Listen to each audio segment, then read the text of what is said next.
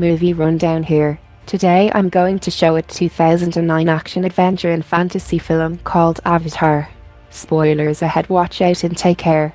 In 2154, the Resources Development Administration or RD recruits Jake Sully, a paraplegic and former Marine.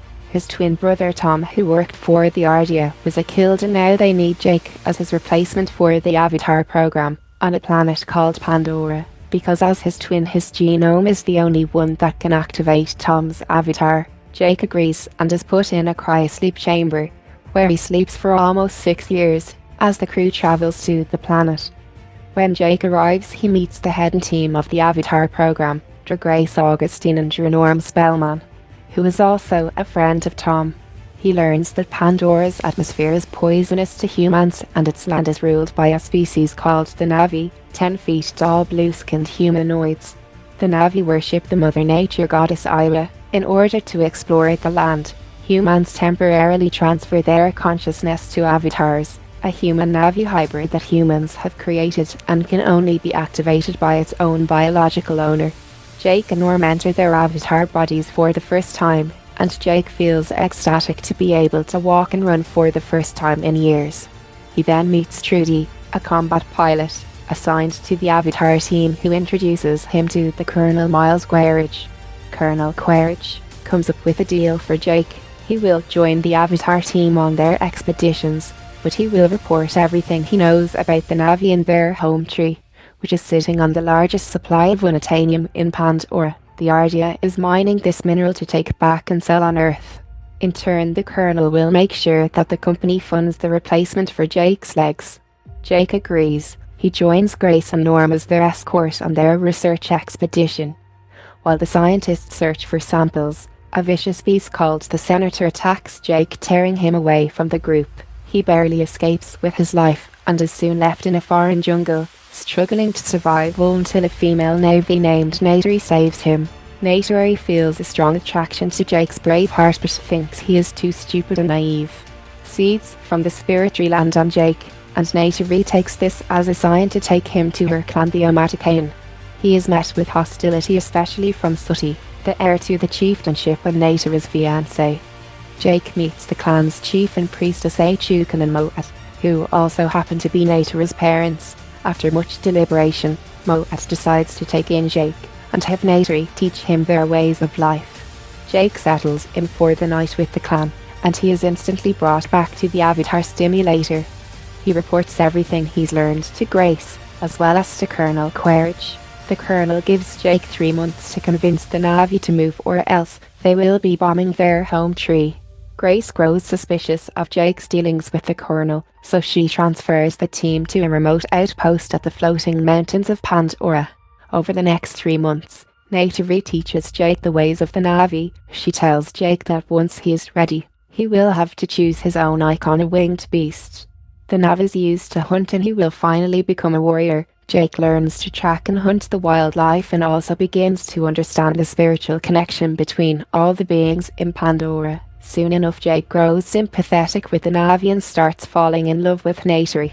Once he gets his first clean kill, then Natari, Sooty, and other Navies go to the floating mountains to get their own icons. They reach the icon's nest and orders Jake to choose first. In order to choose one, the icon must choose him first. By trying to kill him, he manages to take down one of the beasts and bonds with it through the nerve endings on his hair.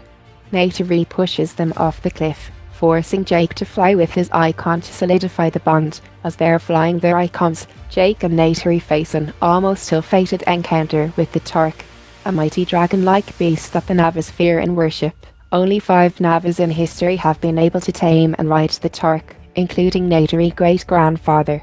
The 3 months come to an end and the team goes back to the facility. Colonel Quaritch gives Jake the ultimatum, but he asks the Colonel for an extension, just until his final ceremony is over, and then he becomes one of them and he can convince them to relocate. The day of the ceremony arrives and Jake is finally accepted into the Amadikaya clan. Now that he is one of them, Natari takes Jake into the Tree of Souls. The Tree of Souls is one of the Na'vi's most sacred places, where the memories of their ancestors are stored. They can access these memories by tying their nerve endings to the fibers of the tree. It is also one of the places with the most unobtainium deposits. Natari tells Jake that he can now choose a wife. He then proposes to Natari, who happily accepts. Under the Tree of Souls, the two kiss and connect their nerve endings, binding themselves to each other for the rest of their lives in the eyes of their goddess Isla. As morning breaks, Natari is awakened by the sounds of a large machine. A bulldozer has come from the Ardia, tearing up the Tree of Souls. Natari tries to wake Jake, but he is currently out of the simulation and remains unconscious. By the time Jake wakes up, he sees a frantic Natari dragging him away. He signals the bulldozer to stop, but it continues on plowing. He then climbs the machine and starts destroying the cameras, but the crew starts shooting at him. They run away with Natari sobbing as she watches the machines tore down their sacred place. Meanwhile, the Ardia catches the footage of Jake destroying the cameras and is able to identify him. Jake and Natari make it back to the home tree, where he tries to persuade Achukan to relocate for the safety of the clan. Sooty attacks Jake, accusing him of mating with his betrothed. Natari admits to this and says it cannot be undone as they are now bonded before Isla. At their outpost, Norm tries to stop the soldiers as they pull Jake and Grace from the simulators, but it's too late. Jake takes the opportunity to state his final plea, but he and Grace faint before he can say anything.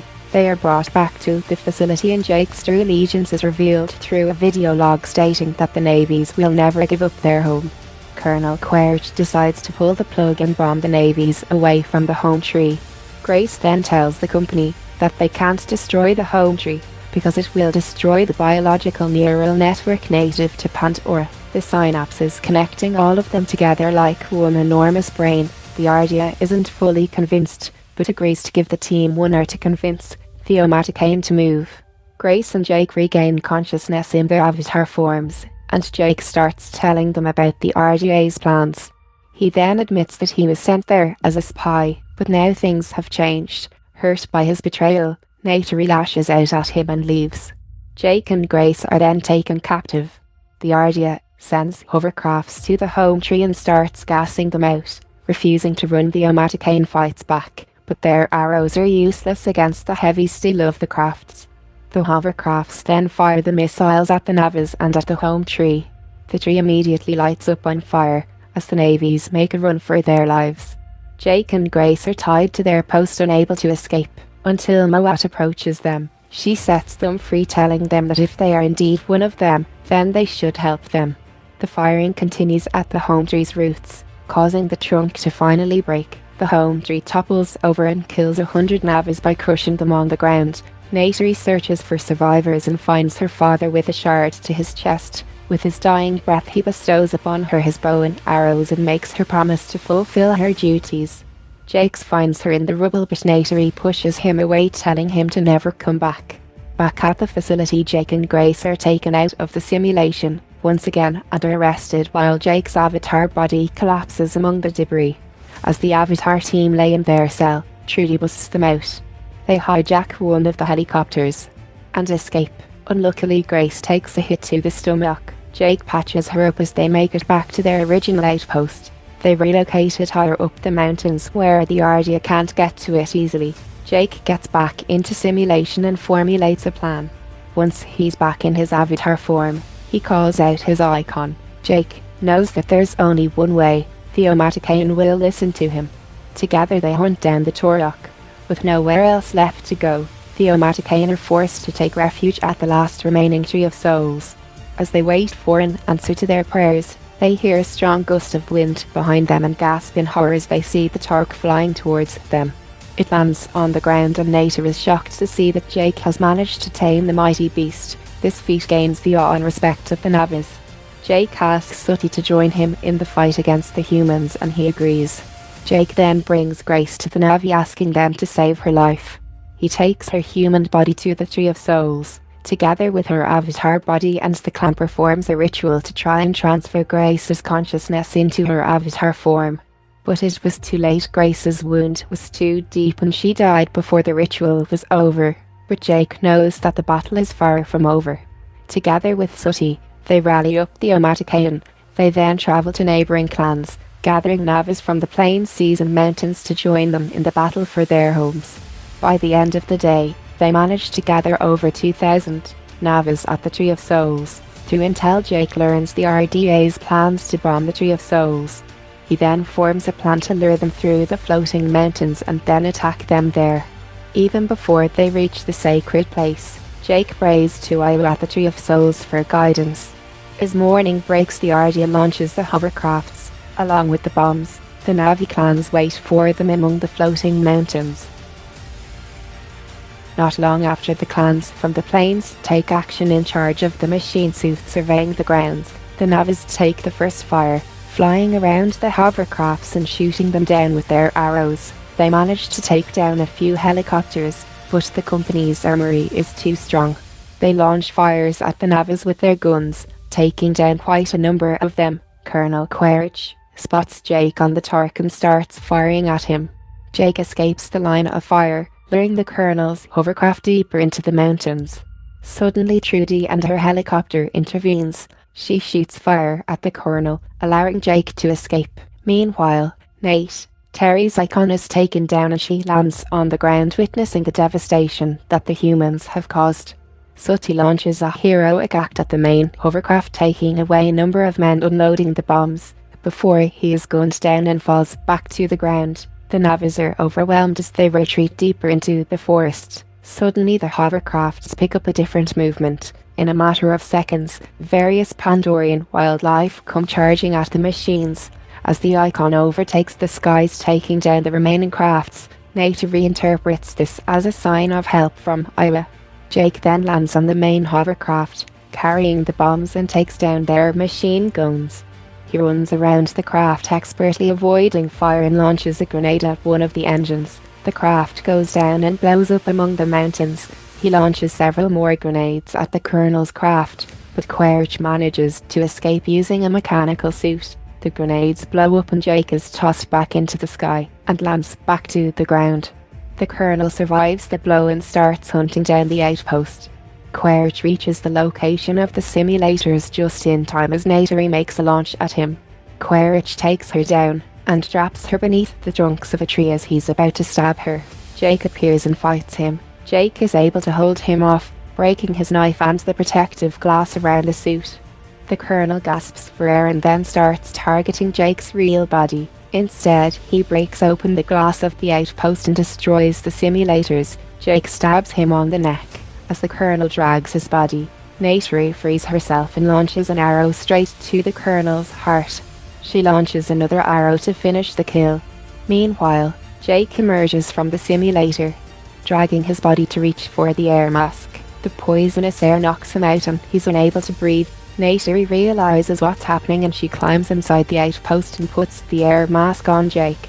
She sees his real body for the first time and they hold each other close. Back in his avatar form, Jake and Natty find Sooty, who begs Jake to kill him off so that he would die a noble death. As he takes his last breath, Sooty acknowledges Jake as his brother and passes the chieftainship to him. Jake accepts this with gratitude. The war is now over and the Navas have won. The facility is destroyed and the humans are sent back on their ships to Earth. Jake, Norma and a few other humans are given permission by the Navas to stay.